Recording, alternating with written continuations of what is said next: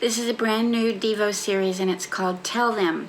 And what inspired this series was recently we went with our family to the river, and one night we all sat together around the fire pit and we told of the good things from God in our lives, and we also shared our favorite songs. And it started me thinking, if we don't tell the next generation, if we don't tell the kids about God's goodness, who will? They're being told all sorts of stories from every angle in the news, from teachers, from peers, and everywhere they go. So before they start back to school or wherever they go this fall, it's on our shoulders and in our backpacks all the presents and the blessings and the goodness of God that we've acquired and experienced. And we need to empty them out and share them with the kids. We must. So how do we do it practically, and what do we say? And more importantly, we have to tell them so that they will hear. It will be life to their bones and healing to their souls and direction for their feet and hope for their hearts.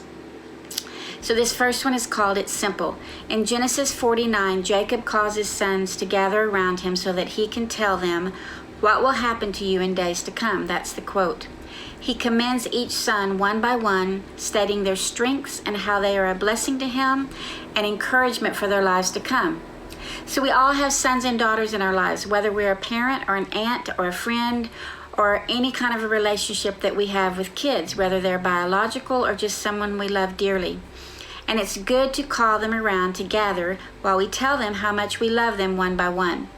So a few things this father says in Genesis 49. In verse 8, he tells one son that his hand will be on the neck of his enemies. What great encouragement in adversity. Another son he speaks to of how nations will come to be obedient to him. And in verse 13, he speaks to yet another son how he will live by the seashore and be a haven for ships. Another son will provide justice for people, and one will provide delicacies for a king, and another will be a fruitful vine. So how does this father know these things? What should we speak to our kids about their days to come? He knew these things because of his own experience with God himself, and that's all we really are called to share, the goodness of God in our lives and how we believe that that goodness will play out in theirs. In verses 24 to 25, this father speaks of God's character and goodness. He calls him the mighty one, the rock, the shepherd, the one who blesses us from the skies down to the deep springs below. In other words, this father took the blessings he had received from God and he passed them on to his sons and his family by encouraging them and blessing them in what he knew to be true from his own relationship with the Father. That's how simple it is. Just gather the kids and tell them. We aren't required to come up with something amazing and well-spoken, but rather what we've seen and what we've experienced.